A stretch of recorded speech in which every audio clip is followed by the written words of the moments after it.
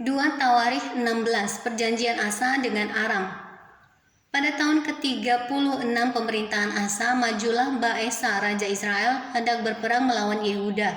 Ia memperkuat Rama dengan maksud mencegah lalu lintas kepada Asa, Raja Yehuda. Lalu Asa mengeluarkan emas dan perak dari perbendaharaan rumah Tuhan dan dari perbendaharaan rumah raja dan mengirimnya kepada Ben-Hadad, Raja Aram, yang diam di Damsyik dengan pesan, "Ada perjanjian antara aku dan engkau, antara ayahku dan ayahmu.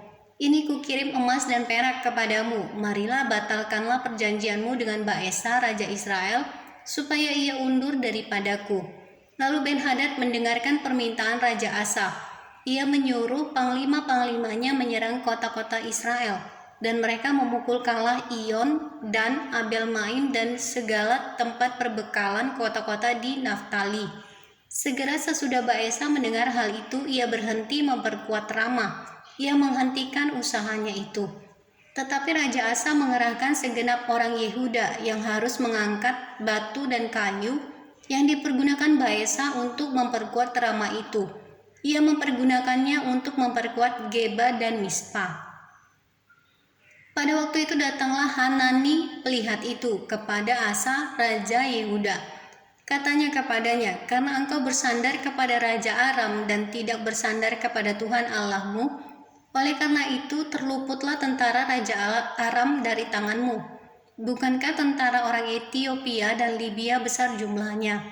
Kereta dan orang berkudanya sangat banyak, namun Tuhan telah menyerahkan mereka ke dalam tanganmu karena engkau bersandar kepadanya.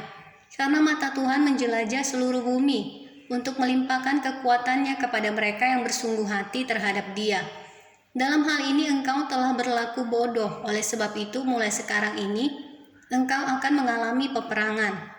Maka sakit hatilah Asa karena perkataan pelihat itu, sehingga ia memasukkannya ke dalam penjara, sebab memang ia sangat marah terhadap dia karena perkara itu.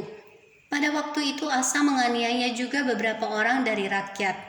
Sesungguhnya riwayat Asa dari awal sampai akhir tertulis dalam kitab Raja-Raja Yehuda dan Israel.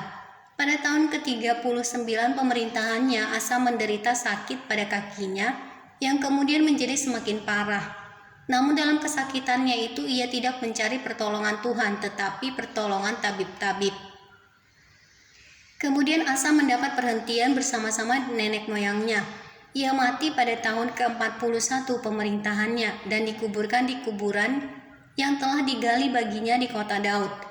Mereka membaringkannya di atas petiduran yang penuh dengan rempah-rempah dan segala macam rempah-rempah campuran yang dicampur menurut cara pencampur rempah-rempah, lalu menyalakan api yang sangat besar untuk menghormatinya.